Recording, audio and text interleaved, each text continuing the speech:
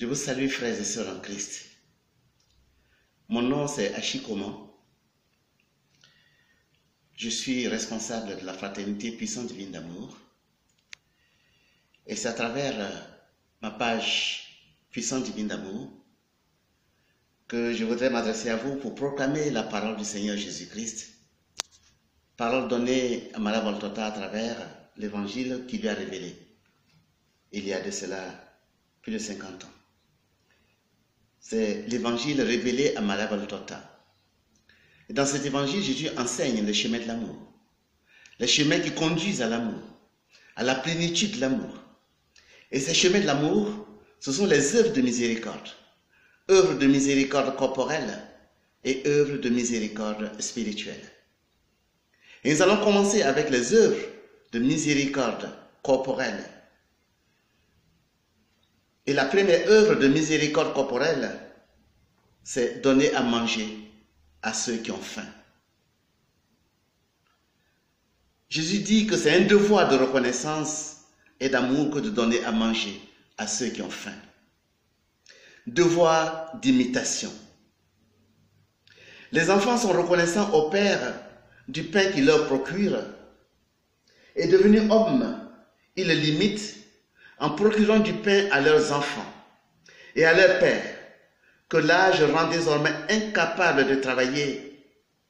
Ils procurent le pain par leur propre travail, affectueuse restitution, juste restitution du bien qu'ils ont reçu.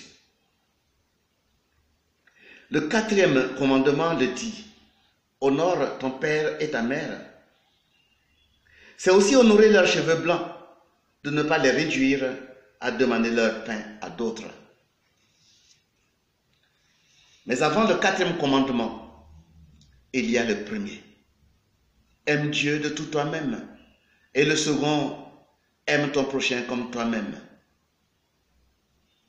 Aimer Dieu pour lui-même et l'aimer dans le prochain, c'est la perfection.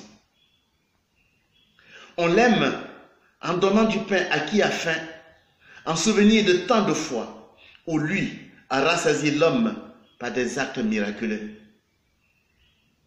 Mais sans regarder uniquement la manne et l'écaille, regardant le miracle continuel du grain qui germe par la bonté de Dieu, qui a donné une terre propre à la culture et qui règle les vents, les pluies, la chaleur, les saisons pour que la semence devienne épi et que l'épi devienne pain. Et est-ce que cela n'a pas été un miracle de sa miséricorde d'avoir enseigné par une lumière surnaturelle à ses fils coupables que ces herbes grandes et fines, qui se terminent par un épi de grains d'or à la chaude odeur de soleil, renfermées dans la dure enveloppe d'écailles épineuses, étaient une nourriture qu'il fallait récolter, égrener, réduire en farine, pétrir, cuire. Dieu a enseigné tout cela. Et comment le récolter, le trier, l'écraser, le pétrir, le cuire. Il a mis les pierres près des épis et l'eau près des pierres.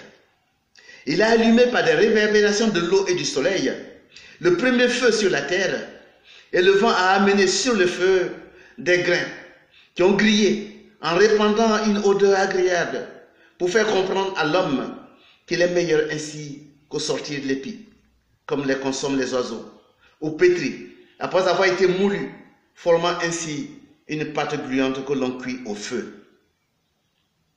Vous n'y pensez pas. Vous qui maintenant mangez le bon pain cuit dans le four familial, de quelle miséricorde est la preuve, ce fait d'être arrivé à cette perfection de cuisson?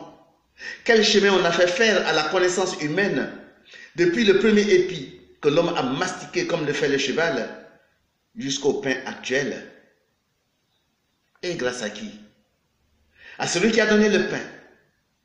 Et ainsi, pour toute espèce de nourriture que l'homme a su, par une lumière bienfaisante, distinguer parmi les plantes et les animaux, dont le Créateur a couvert la terre, lieu de châtiment paternel pour le fils coupable.